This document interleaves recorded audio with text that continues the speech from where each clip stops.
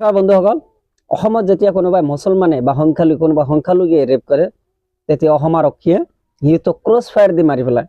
যিজন ৰেপ কৰে তাক বিচাৰি গৈ তাক নাপালে ছেম নাম থকা মানুহক সিহঁতে হত্যা কৰে বা ক্ৰছ ফায়াৰ দি মাৰি পেলায়। এনেকুৱা ঘটনা অসম আৰক্ষীৰ ৰিপৰ্টত আছে, অসম আৰক্ষীৰ চৰিত্ৰত আছে, আমি জানো ভালকৈ।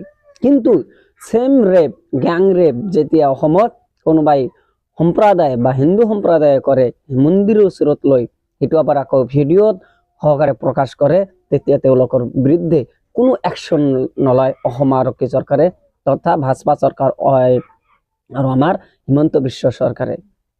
এইটো আছিল হিমন্ত বিশ্ব চৰকাৰৰ এটা চৰিত্ৰ বৈশিষ্ট্য, কেৰেক্টাৰিষ্ট।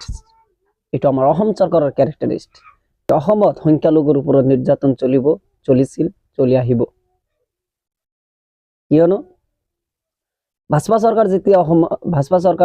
চৰকাৰ যেতিয়া দখলত আহিলে, তেতিয়া অহাৰ আগতে ৰাজনীতি এটা প্ৰকাণ্ড আছিল সিহঁতৰ যে সবকা সাথ সবকা বিকাশ। কিন্তু অসমত সবকা সাথ সবকা বিকাশ নেই हो रहा है। অসমত সংখ্যালঘু মুছলমানের ওপৰত সদায় নিৰ্যাতন চলি থাকে।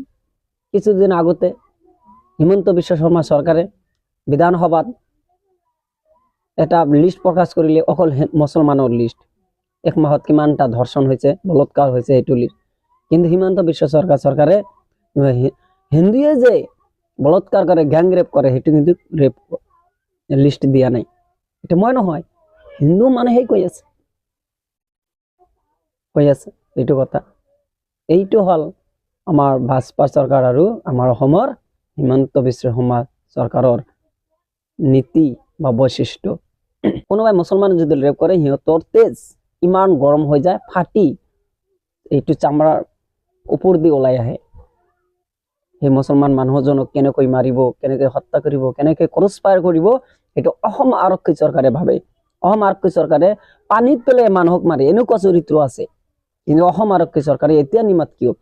যেতিয়া কোনো মহিলাক জালুকবাৰীৰ পৰা উঠাই লৈ বৰগাঁৱত গ্যাং ৰেপ কৰে, তা আকৌ মন্দিৰৰ সন্মুখত, তেতিয়া আমাৰ অসম আৰক্ষী চৰকাৰে নিমাত কিয়?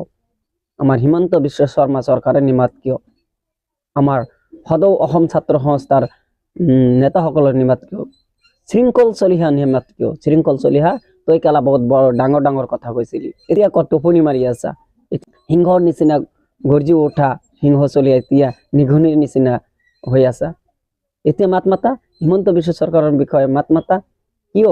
এতিয়া যেতিয়া মন্দিৰৰ সন্মুখত গ্যাং ৰেপ কৰিছে, এতিয়া লজ্জা লাগে, এতিয়া লাজ লাগিছে ন, যে এইটো আমাৰ সম্প্ৰদায়ৰ মানুহে কৰিছে। এতিয়া লাজ লাগিছে যেতিয়া মুছলমান সম্প্ৰদায়ৰ কোনোবা কৰে। তই কেলা ইমান ডাঙৰ ডাঙৰ কথা লাইভত আহা, ষ্টুডিঅ'ত আহা, ডাঙৰ ডাঙৰ কথা কবলৈ আহা। এতিয়া তোৰ বাপেকৰ দম থাকে আহা, কেলা বহুত ডাঙৰ ডাঙৰ কথা কৈ থাকা, সদায় চাই থাকো আমি, একো নকওঁ। সোনকালে আমাৰ জনগণ সজাগ হ'ব লাগিব। হিন্দু মুছলমানৰ ভিতৰত বাতৰা হৈ আছে, সেইটো কৰিব দিয়া নাযাব। মুছলমানসকলে সজাগ হ'ব লাগিব। আমাৰ সংখ্যালঘুৰ আমাৰ সংখ্যালঘুৰ অধিকাৰ আমি আদায় কৰি ল'ব লাগিব। সংখ্যালঘু আমি আছো, তাতে কি হৈছে? আমাৰ অধিকাৰ আছে, আমাক সংবিধানৰ অধিকাৰ দিছে, ভাৰতৰ সংবিধানৰ অধিকাৰ দিছে আমাক জীয়াই থাকিবলৈ।